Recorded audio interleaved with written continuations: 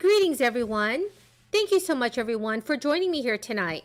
This is your daily news report, fourth stimulus check update, and fourth stimulus package update. Senators in Congress want to include more relief into their new reconciliation bill. Nancy Pelosi faces a tightening squeeze between progressive and moderate Democrats over passing two key elements of President Biden's economic agenda.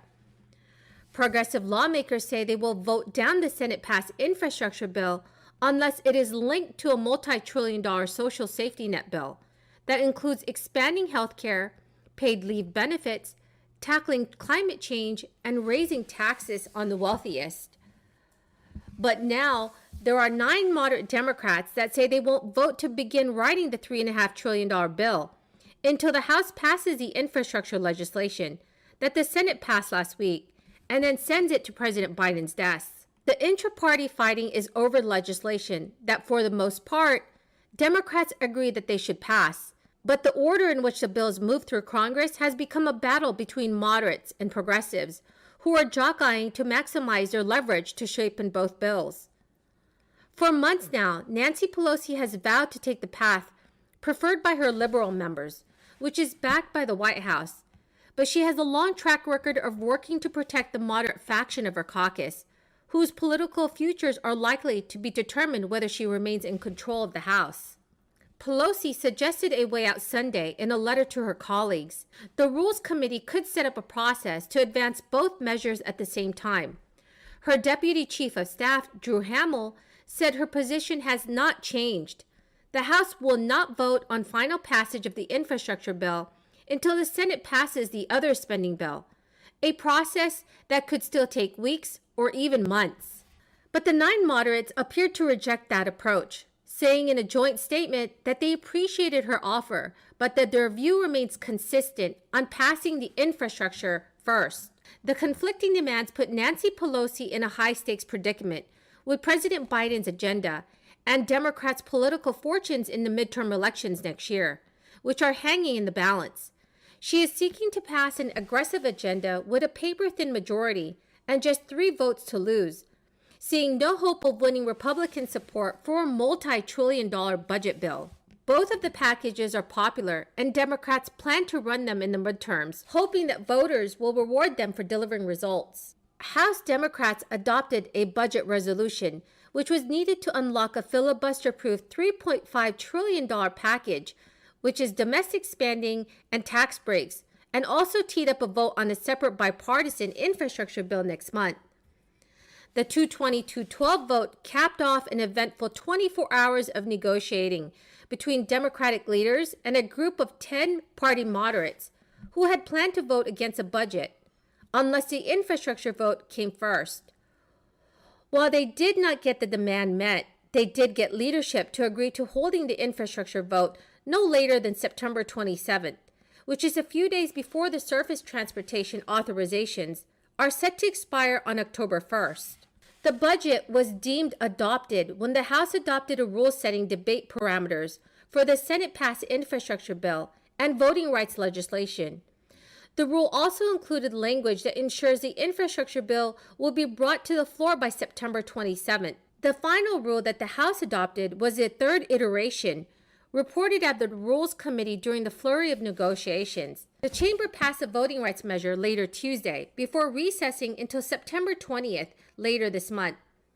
Leadership is hoping to have the reconciliation package, which committees have a September 15th deadline. Leadership is hoping to have the reconciliation package, which committees have a September 15th deadline to assemble, ready for floor action around the same time as the infrastructure bill, with the goal of passing both by the end of this month. Everyone, the key word for this video is cookie. Please make sure to comment below the key word to enter my $75 Walmart gift card giveaway. The tight timeline indicates leadership has backed off its previous strategy. Speaker Nancy Pelosi had been saying for months that the House would not vote on the infrastructure bill until the Senate passed a reconciliation package. But now the House is expected to vote on the reconciliation bill before the Senate does, and the Senate may not have time to weigh in on the reconciliation bill before September 27th for the House infrastructure bill. but the House is expected to vote on the reconciliation before the Senate does, and the Senate may not have enough time to weigh in on the reconciliation bill before September 27th deadline for the House infrastructure vote. Although the Internal Revenue Service began sending out checks months ago, there are still many more direct deposits going out and payments being mailed. In fact, as recent as July 21st, the Internal Revenue Service announced that it had distributed another $2.2 million in stimulus payments. This money went to people who had not received any payments before, as well as to people who are owed plus-up payments. The plus-up payments are additional stimulus checks for people who had received less than the full amount due in their first payment. The Internal Revenue Service is still distributing payments into people's bank accounts because it is working through a backlog of 2020 tax returns. Everyone, thank you so much for joining me here tonight. I greatly appreciate it. To enter my giveaway, all you have to do is subscribe to my channel, like this video, and also comment below the keyword of the day. Thank you so much, everyone, and have a very blessed Labor Day weekend. Just two quick ones on the economy. Senator Mitch McConnell said that based on the meeting yesterday, the president understands that the 2017 tax law is no longer a part of the conversation about financing any bipartisan infrastructure deal. Is that an accurate assessment of the state of play?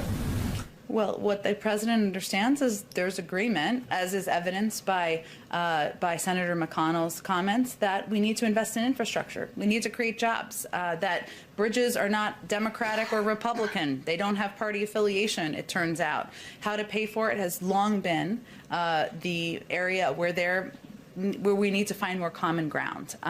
The president's proposed a way to pay for it.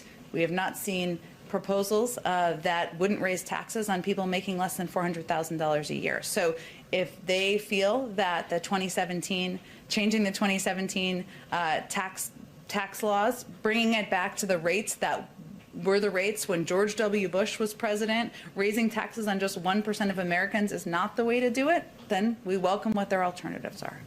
Just a kind of a broader economic question. The UI numbers kind of underscoring it's kind of been a bumpy last couple of weeks, which I think everybody kind of expects coming out of a once-in-a-century pandemic. But you characterize how important is the economic recovery continuing at a decent pace to your broader legislative goals? Like, does that underpin your ability to do the scale of the things that President Biden's put on the table? Well, I would unpack that a little differently. We know that continuing to increase the pace of vaccinations, getting more people vaccinated, is going to have a direct impact on people going back to work for a range of reasons, including people feeling safe to do so, including childcare facilities opening up so that people can send their kids there. And we know that that has had a big impact. Of course, over time, these are twin crises that are related. But the proposals the president has made for the American Jobs Plan, for the American Families Plan, there are certainly some impacts that will be very beneficial over the short term, additional term.